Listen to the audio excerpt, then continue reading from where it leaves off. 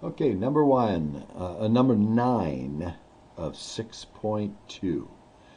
Y equals 1/2 x squared. That goes through 0, 0, and 1, it's a half, and minus 1, it's a half, and at 2, it's 2. 2 squared is 4, half of 2, 4 is 2, and over here it would be 2. That's this curve, and this one is the same shape curve moved up 1. It's a half of something squared. Up 1 and moved plus 2. So if I move over 1, it goes up a half. Move over 1, goes up a half.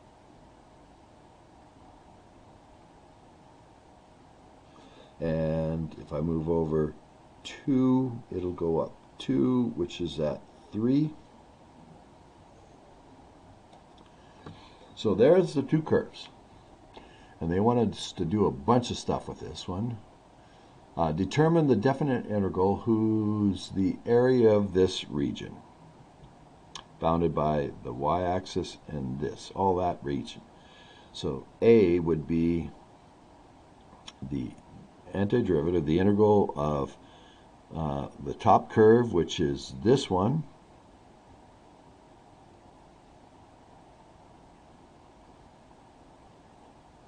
minus the lower curve, dx, because our slices would be little thin slivers of x, evaluated from 0 to where these intersect, which is 1.5, 3 halves. You can find that by setting these two equal, and you'll get 3 halves.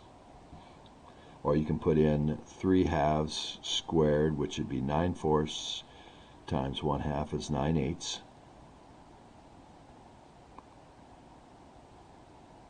And if you put 3 halves in here, 3 halves minus 2 is a half. And 1/2 squared is 1/4 times a half. It's 1/8 plus 1 is 9/8. So 3 halves, 9/8 is this intersection point. So this would be the integral that tells us the area of the region. And some of you are still struggling with how to do this, so you go to y equals, and you would type all that in, clear, parenthesis, 1 plus 0.5 parenthesis x minus 2 close parenthesis squared. So that's the first one, close parenthesis, minus 0.5 x squared. That's the second one. Second, calculate 7, and the lower limit is 0, the upper limit is 1.5, and we get an area of 2.25, or 2 1/4, or 9/4. Okay, that was A. B. Find the expression involving one or more definite integrals whose value is the volume of the solid rotated the region about y equals -1. So -1 would take us down to, let's see, this would go down, if it's 1 above, it would go to 1 below, and do that parabola upside down, and then this parabola would be, that's 2 above, so 1, 2 below, and it would go this way. And down here would be this region down here that matches that one.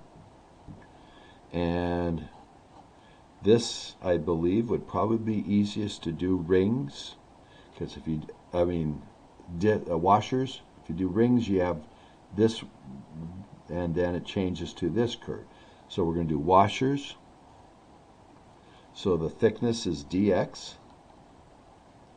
So we'd have the integral dx of pi big radius. That's from here to there. So that's 1 plus the height of this curve, y, but the height of that curve is this. So it's this plus 1.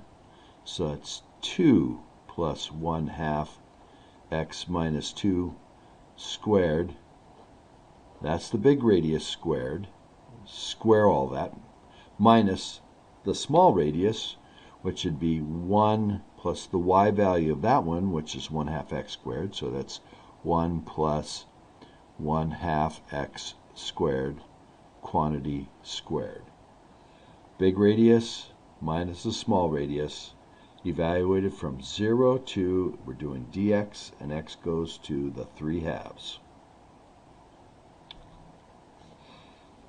Okay, doing that on the calculator because I'm lazy.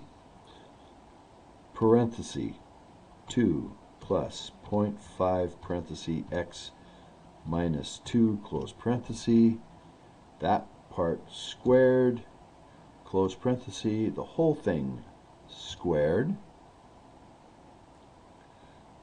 minus parenthesis 1 plus 0.5 x squared, close parenthesis, that squared.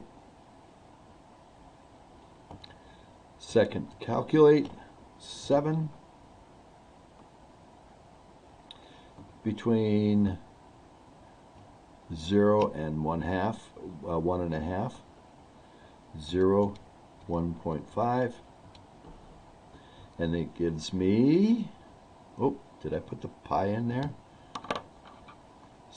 I don't think I did. I did not. Second, insert pi. Whoop.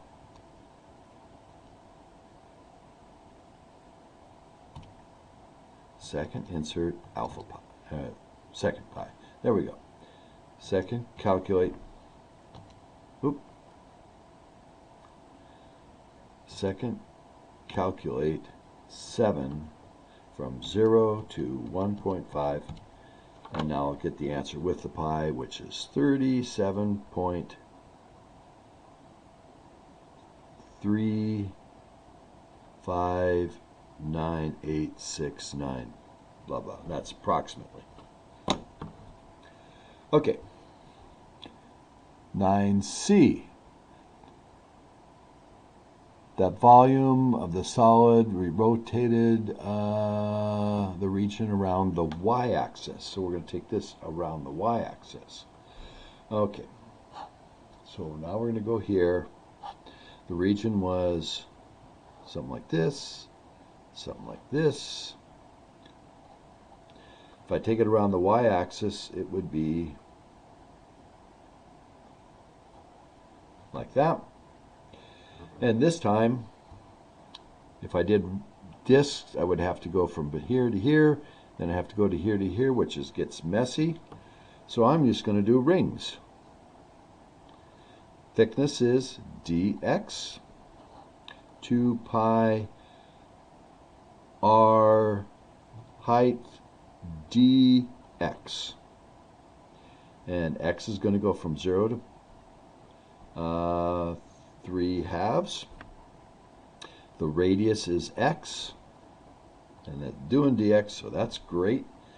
And the height is this curve minus that curve. Up to here, the y value on that one minus the y value on that one is the height of this ring.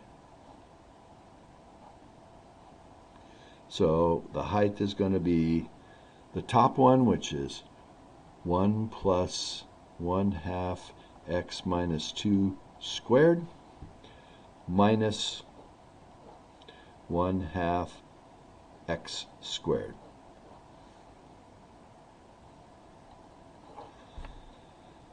So, let's see if I get all this clear. See if I can do this. Getting a little rummy here. 2 pi x parenthesis. And then I got to do the subtraction, so I need a second one for the first part, which is 1 plus 0.5 parenthesis x minus 2 close parenthesis squared close parenthesis. There's the first one.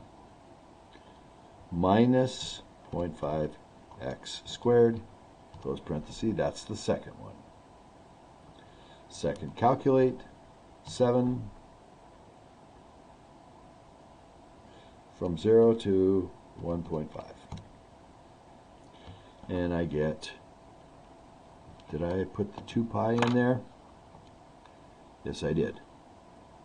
So I get second, calculate 7 from 0 to 1.5, and it came out to be 7.0685835. Now, if you were going to do this with the disk method, just so you know, if I do slices this way, it's going to be pi. There's no hole in this if I'm rotating around that axis, so it's going to be pi. Integral from 0 to up to here, it's going to be dy. The slices are, so it's going to be 0 to this height, which was 9/8, the intersection of this point, pi r squared, and r is going to be the x value. So I'd have to find the x value for this one. So I'd have to multiply by 2 and take the square root, so it's going to be the square root of 2y. That would be this around here. That would be this one. Plus, then I'd have to go from 9/8 up the rest of the way, slicing it this way, it's still dy. And I'd go from 9/8 to this, which is 3, of the x value of this one, so I have to solve for x in that.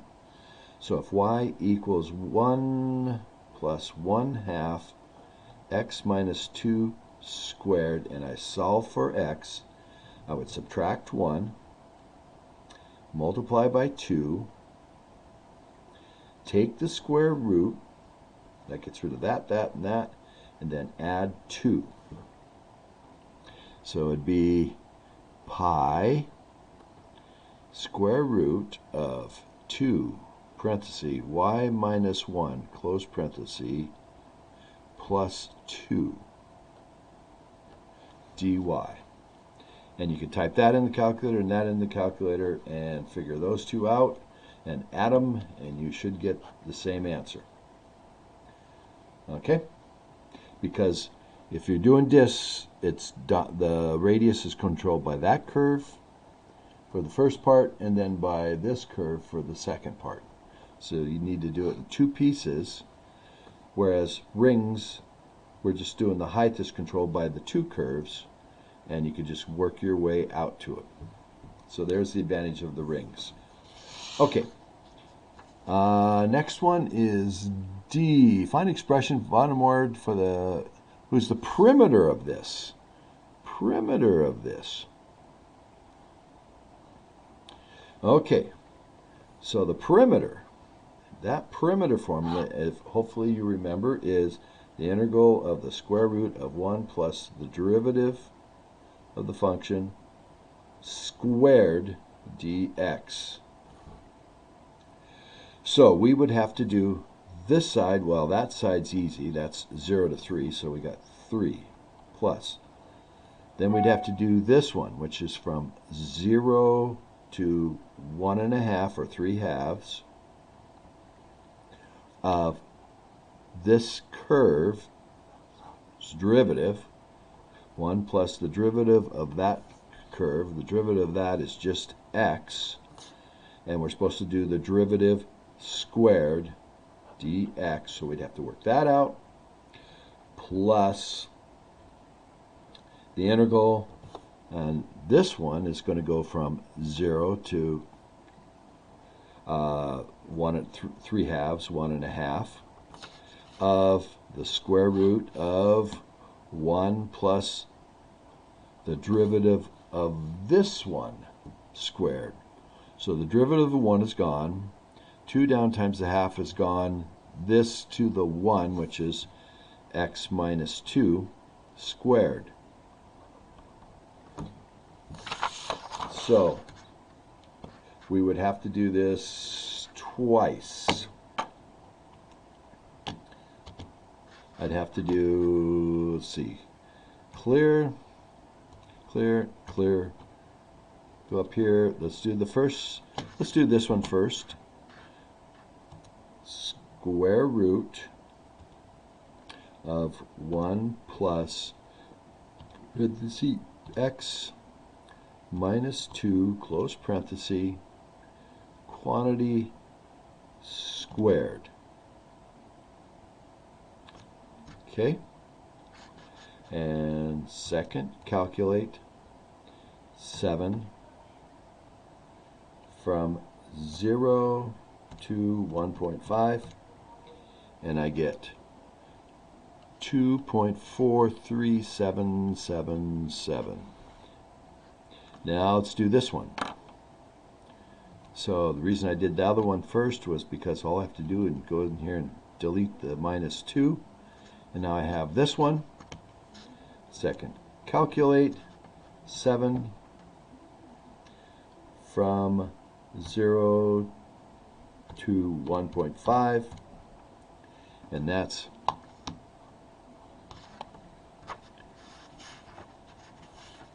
1.94946, blah, blah, blah.